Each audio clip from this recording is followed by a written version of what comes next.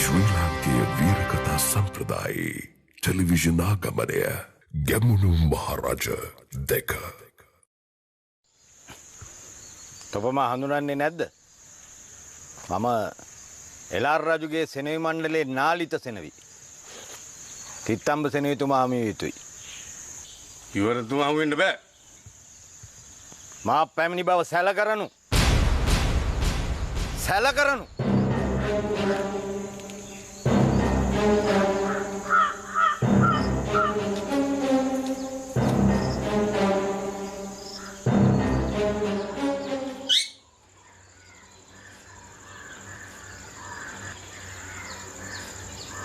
මේ තරම් දුරින් සිටිනුයේ මන්ද?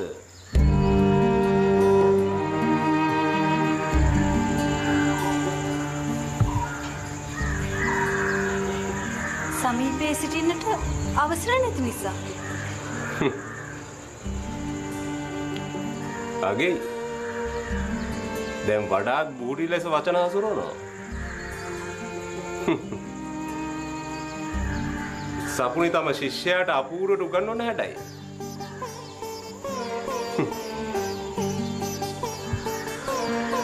කෙසේද බමුණු පඬිතුමන්ගේ උගන්වීම? කිසිවක් තේරෙන්නේ නැහැ. නිදිමතේ ඇස් පිය වෙනවා. පඬිතුමන්ට තියෙන ගෞරවය නිසාම ඇස් අරගෙන සිටිනවා. මා ප්‍රිය කරන්නේ ඔබේ අවංකකමට. ඒ අපූර්වයි.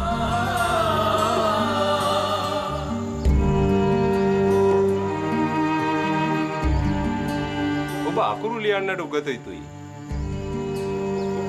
සිත්තම් අදින්නට, අංගරාග ගල්වන්නට, ගී ගයන්නට, වෙනවා යන්නට. එවිටයි නියම රාජකීයකු බවට පත්වන්නේ. තව නොබෝ දිනකින් ඔබ මේ තුන් සිංහලයේ මග රැජින.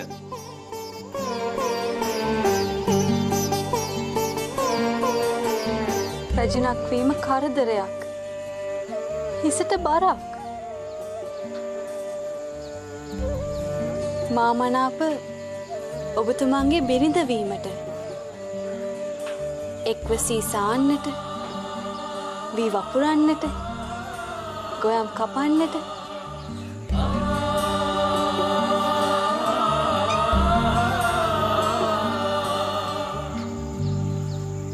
මා මේ තරම් නිදහස් ප්‍රීතිමත් මිනිසෙකු බවට පත් කළේ ඔබයි. එහෙත් මා මෙලොවට ජනිත වී ඇත්තේම මේ රට එක්සේසත් කරන්නට, නිර්මල බුදුදහම නගා සිටුවන්නට.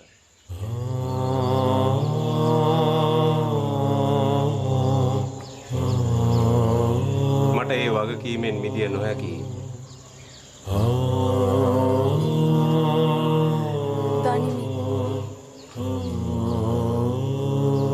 මා ටික දිනකට මාගමින් පිටත්ව යා යුතුයි.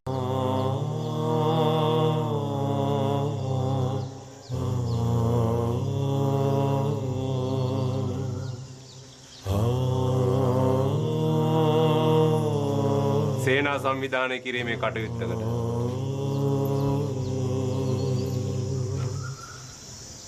සතුරන් චරපුරුෂයන් බහුල සමයක සතුරන් නොමැති නම් සේනා සංවිධානය කරන්නේ කුමටද?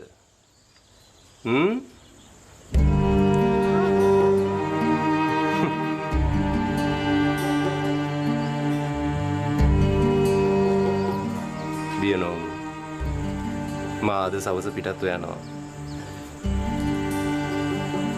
මා පිටත් වෙන බව දන්නේ ඔබත් සුරනිමලත් පමණයි.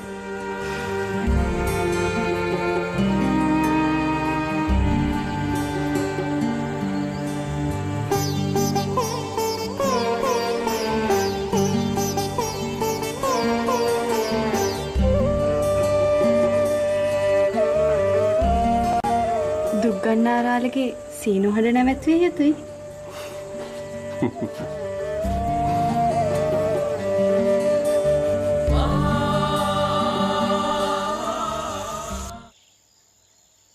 දීර්ඝායුෂ වේවා සෙනෙවිතුමනි. දීර්ඝායුෂ.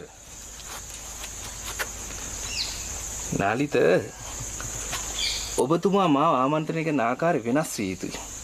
ඒ මන්ද මේ අම්බ රාජ්‍යයේ යුවරජ මායි. එලාර පාලනයේ යුව රජුන් නොමැත. ඇත්තේ සෙනෙවිවරුන් පමණි. පැමිණි කාරණේ කිව්ව මෙලව. ඔබ ස්වදේශික රටවැසියන්ට පීඩා පමුණුවන බව සැලවී තිබෙනවා. තවද දේපොළ කොල්ල කන බවත් ඔබට එරෙහිවන්න මරා දමන බව සැලවී තිබෙනවා. ඔබට ඉන්න අධිකාරිය යම් ආක්‍රමණයක් වේ නම් ඒ බව එලාර රජතුමන්ට පැවසීමයි මගේ රාජකාරිය. නාලිත මාත් එලා රජතුමත් අතිශය සමීප මිතුරන් බව දැනගනු. අප දෙදෙනාම පැමිණියේ ඊළ මණ්ඩලයේ සිට. තිබමත් දන්නවත් සෙනෙවිතුමනි. සෙනෙවිතුමනි තොපවැන්නෙකු සමග මා වැනි යුවරජුරු කතාවක් නැත. මා මේ බව රජතුමාට සැලකර සිටිනවා. තොපගේ මනාපය.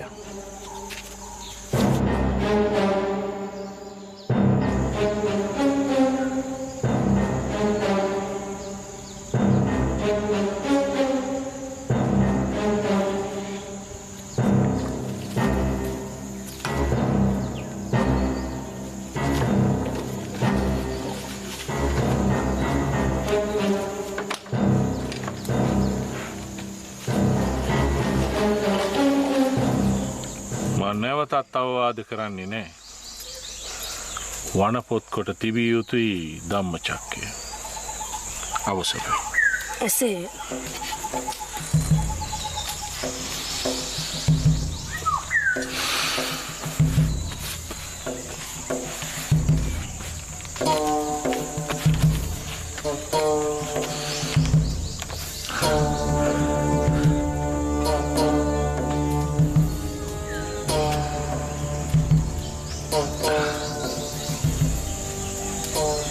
ඇයි ඔබ මට වන්දනා කරන්නේ?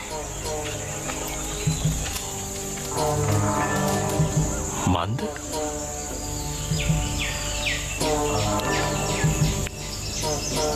ඔබ මාගේ ආචාර්යවරයා. ඔබ මගේ රජුන්. රජු? අනාගත රජුන්.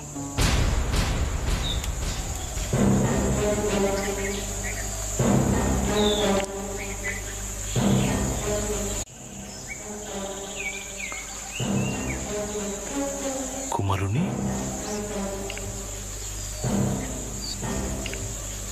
බා පසුවන්නේ කනස්සල්ලෙන්.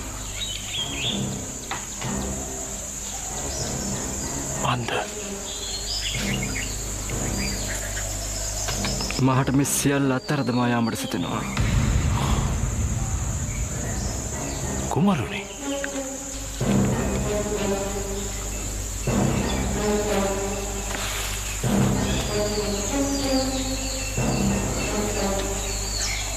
මාගේ මව්බිසොන් වහන්සේ මට බල කර සිටිනවා මාගමට යන ලෙසට.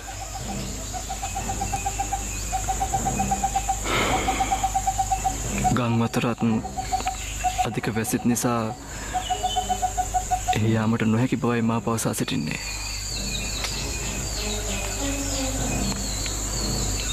ඒත් මේ බොරුව සදාකල් කළ නොහැකි. දිනක ඇය මාගමට යනු ඇති.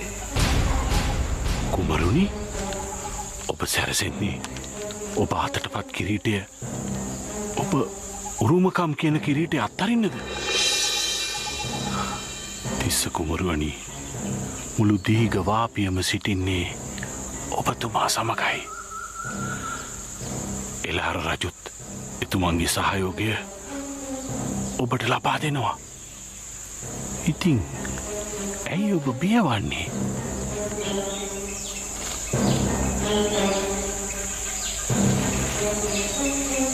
මා දන්නවා ගැමුණු අයියන්ඩිගේ ඡණ්ඩ බව. ඔහු මා සමග සටනට ඒවි.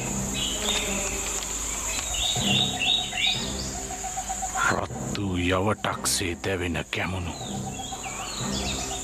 යුද්ධ කාමයෙන් පෙළෙන ගැමුණු ඔහු ඉක්මනින්ම දියවී ආවි. ඒ තැනට සියලු කාරණා සකස් වී තියෙන්නේ.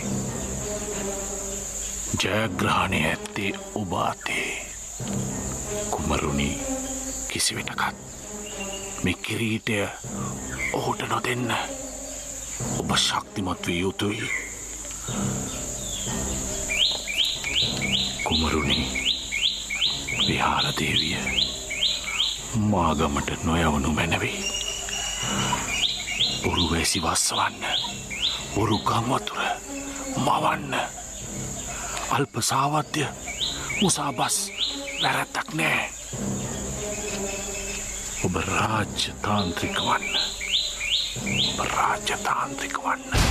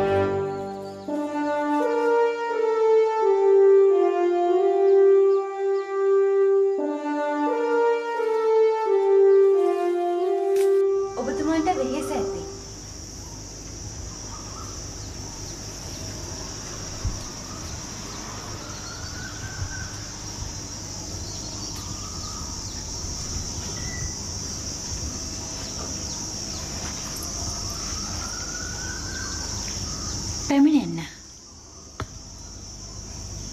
සකුණේ. මෙහෙසියනේ මා පැවසූ පරිදි ඇවිදින්න.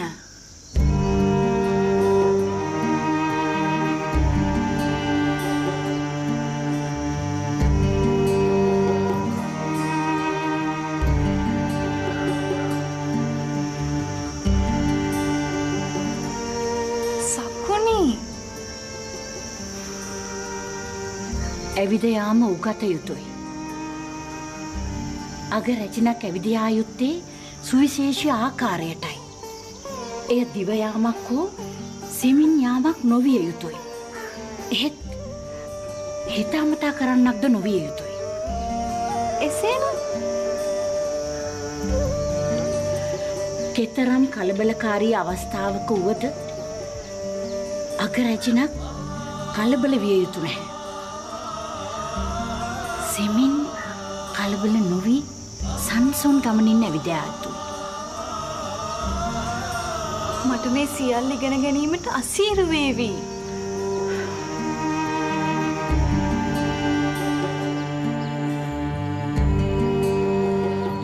එහෙත් එය ඉගෙන ගත යුතුයි. ගැමුණු රජු එය දැක සතුටට පත්වේවි. රාජකීය පවුල්වල කතුන් ඊර්ෂ්‍යාවෙන් ඔබ දෙස බලාවි. ඉගෙන ගන්නට කැමැත්තෙමි. එහෙත් ලැජ්ජාවෙන් පසුවෙති. මෙතන සිටින්නේ අප දෙදෙනා පමණයි. සෝදිසියෙන් සිටිනු. අමරු ඇතුන්වරින් පිටව බකුන්ට දේනාන්ට යන දින දැන්නුවොත් ප්‍රමාණවත්. අපි බයවෙන්න ඕමනවද? කමේ මට පැවරු රාජකාරී විතර කරපන්. මට දැනගන්න ඕනේ කුමාරයා ස්නාන කරන දිනේනේ